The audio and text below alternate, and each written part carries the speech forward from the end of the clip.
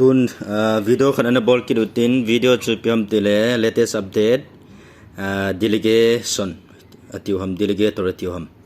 hichi pen chui piti bol ham ti chu ga bol da ute mitam ta ina boyo ben kyong chom khat set pi ka boin kan bol dan kan sel de ama spena hi matama salut ding hi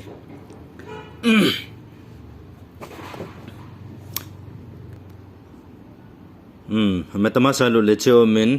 abul pena ha chung langa line thum ka khoilut ki deu he lut ngai ngai ba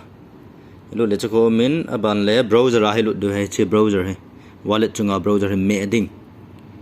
me le chungo min aban le ka sai nom chu achung langa satoshi chain testnet ki ti pai china mi deu he chi ke ai om sa hen chi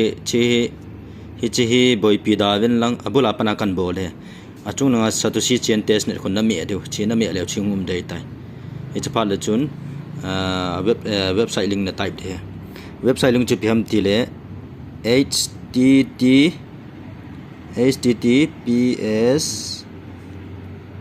type share jing https abana chu :/ni abana chu small letter validator validator validator dot test.btcs.dnam adinai validator.test.btcs.network network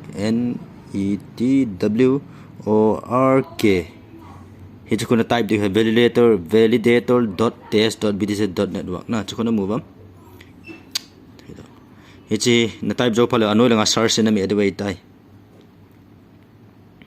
search na me wala ti ahum tai chingum ta chu ahi le abula hi pi bodam ti le register na me adu he register na me phal leo hi chingum de tai register na me phal chingum ding consensus address hi cho fill up ngai lo na me adu pa to register na be hi chi aninga chi pham khon pa chi na mu vai hi chi pa na me adu zil langa chi pa ka ko pa chi na me adu hin me ta nge chi me la chong ji go la ta en node bitter node formation node rock node spider node kai tu na jawa hi n node ka bol chai tu bitter node hin boring en bitter node hi ka click le chingum dai tai chingum tan hi chu jong hi active akitin hi chi hin bol da pharing e adang khat hin boring e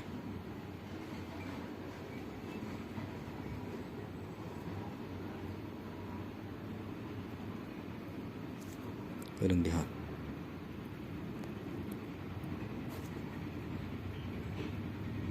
anu ngai ta di bo ka adjust to ana continue ki ten hi chin ding hina bal register ki ti pa na mi edu register ki ti pa na mi awa hila azo ka sei banga chu hi chi chung langa ifem khon pa cha pa na mi edu na mi awa lang ti go thar te n node bitter node formation node rock node ai le kai hin formation node hin boring yo try na ding formation ka mi tan ai le che ngum tai na to ba le langa hi kia hi inactive kiti ve ta chun na active nai lo inactive ba le delegate pa na me adius aban le delete chengu maintain aban le chi total deposit ong kitin ichi one ka bol de one na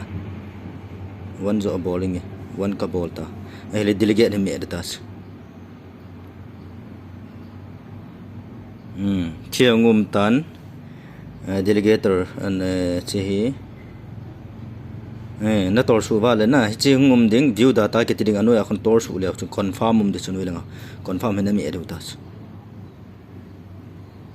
na mi wa le transaction submitted akitin delegated transaction is being confirmed akitin akipe na lain ga anga triut chu ko success ai tai delegated successful na ele active kitita chu formation node na delegate che active ta hichi ta banga cha dang jang bitter node jang delegate na ga bol thai aban le n jang na for dang chui pi ha cho jang chuna bol thai rock jang hichi choi jing e ne thai du nam ka pon kan bol chop de du ke jang chu ka boi thim ja kan bol chop de du ni hichi choi jing tai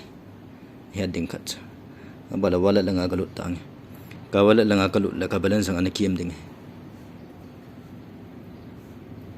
adi chana chana KMT de da nei ta hi chan chu